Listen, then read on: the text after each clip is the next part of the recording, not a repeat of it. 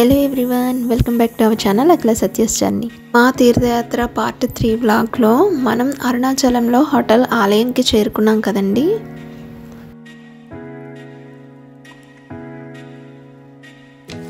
ఈ hotel exact location వచ్చేసి మనకి ఈశాన్యలింగం ఉండే స్ట్రీట్లో ఉంటుంది.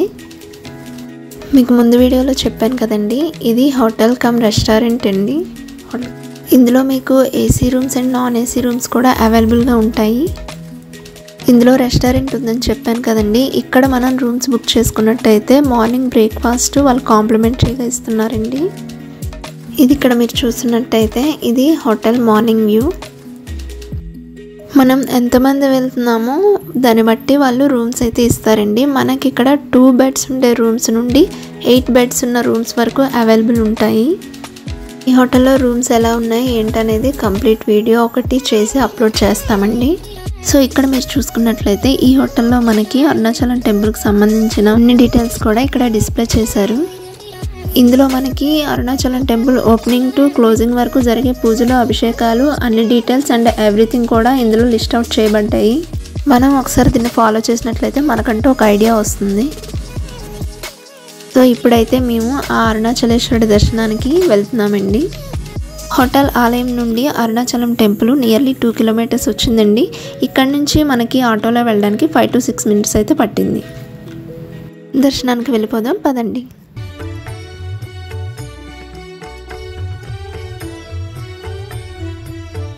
చూస్తున్నారు కదండి, ఇక్కడ నిత్యం గిరి ప్రదక్షిణ చేయడానికి అయితే చాలామంది వస్తూనే ఉంటారు.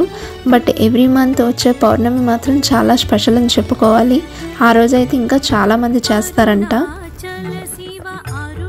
అరుణాచలం టెంపుల్లో మొత్తం 4 వైపులా 4 గోపురాలు ఉంటాయండి. అందులో అన్నిటికన్నా ఎత్తైనది రాజగోపురం. మెయిన్ దర్శనం కూడా ఈ రాజగోపురం నుండే జరుగుతుంది. మేము కూడా ఇప్పుడు దర్శనానికైతే ఆ రాజగోపురం వైపుకే వెళ్తున్నామండి. ఈ కార్తీక పుణ్యమాసంలో ఆ అరుణాచలేశ్వరుని గోపురాలు చూస్తూ తిరువీధుల్లో అలా మేమంతా నడడం మాకైతే చాలా బాగా అనిపించిందండి. ఎవరైతే గిరి ప్రదక్షిణ చేస్తూ ఉంటారో వాళ్ళు నడిచే వేలో ఒక్కొక్క లింగాన్ని దర్శిస్తుంటారు.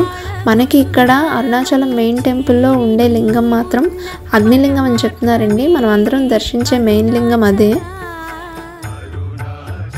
సో చూసారా, మీకు ఇక్కడ ఒకేసారి 2 గోపురాలు కనిపిస్తున్నాయి. ఈ 2 గోపురాలు కూడా ఈస్ట్ గోపురం ఒకటి, నార్త్ గోపురం ఒకటండి.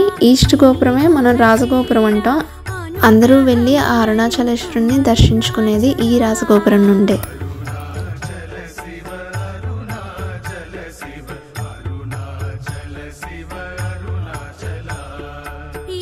ఈ అరుణాచలేశ్వరుని టెంపుల్ వచ్చేసి మనకి 9th centuryలో చోళుల కాలంలో కట్టారంటండి.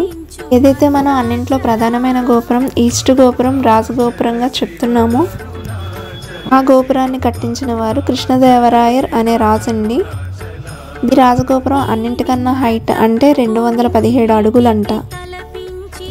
మరియు ఇది తమిళనాడులోనే 2వ అతిపెద్ద గోపురం అంటండి. చూడండి, ఇక్కడ మీకు కనిపిస్తుంది కదా, ఇదే మెయిన్ గోపురం రాజగోపురం. ఇక్కడ నుండే అందరం కూడా మనం అరుణాచలేశ్వరుని దర్శించుకోవడానికి వెళ్తాం. ఇక్కడ చూస్తున్నారు కదా, క్యూ లైన్లో ఎంతమంది జనం అయితే ఉన్నారో. కార్తీక మాసం కదండి, చాలామందే ఉన్నారు. మాకు అందుకే ఆ రోజు దర్శనం కూడా చాలా ఎక్కువ టైమే తీసుకుంది.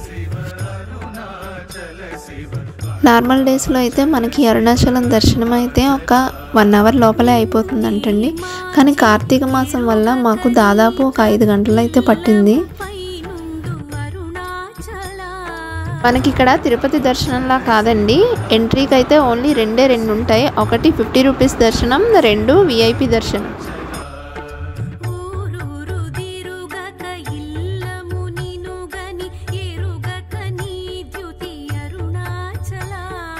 సో ఇక్కడ మీరు చూస్తుంది దర్శన మార్గం అండి. ఇదంతా ఆలయం లోపల ప్రాంగణం.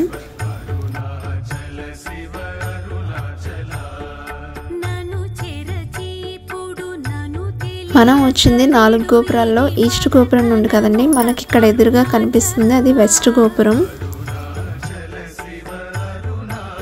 ఇదేంటంటే అభిషేకాలు, దాని రుసుములండి. ఏ అభిషేకానికి ఎంత తీసుకుంటారనేసి ఇక్కడ లిస్ట్ అవుట్ ఉంది. నెక్స్ట్ ముందుగానే మనం అభిషేకం బుకింగ్ చేసుకోవడానికి అయితే ఇక్కడ కాంటాక్ట్ నెంబర్స్ ఉన్నాయి.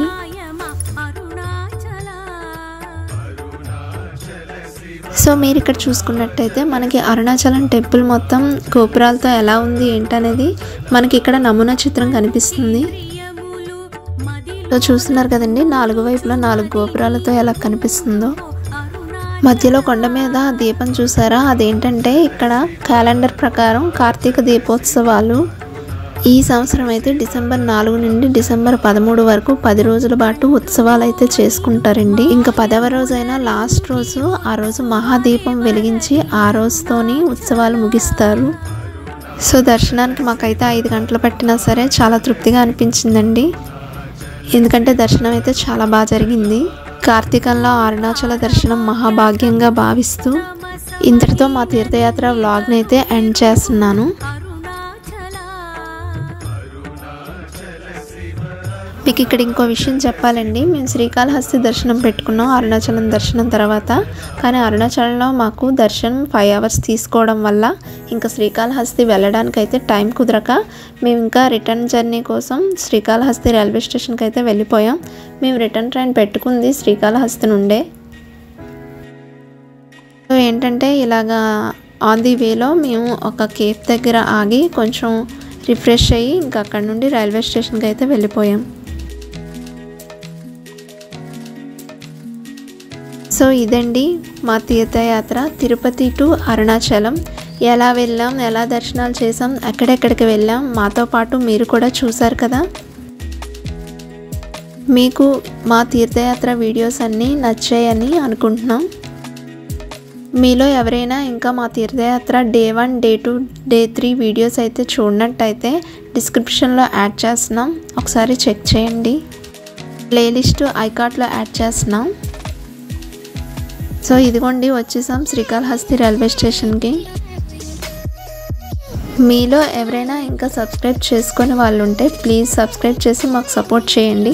మీ సపోర్ట్ మాకుంటే ఇలాంటి ఇంట్రెస్టింగ్ వీడియోస్ ఇంకెన్నో చేయగలుగుతాం.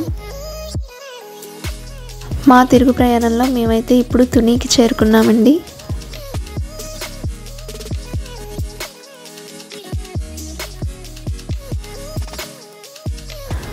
సో ఇప్పుడైతే ఇంకా అనకాపల్లి కూడా వచ్చేసాం.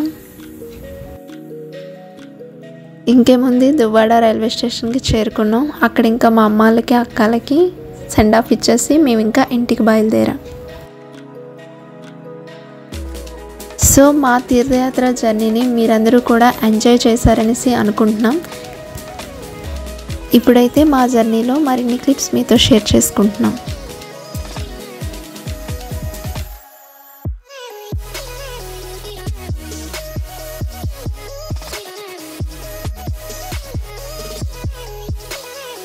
సో చూసారు కదండి, ఈ కార్తీక మాసంలో మా ఫ్యామిలీతో మేము వెళ్ళిన డివోషనల్ ట్రిప్ మీ అందరికీ కూడా నచ్చింది అనుకుంటున్నా. ఇంకొక కొత్త వీడియోతో మళ్ళీ కలుద్దాం. Until then bye bye. Thank you so much for watching.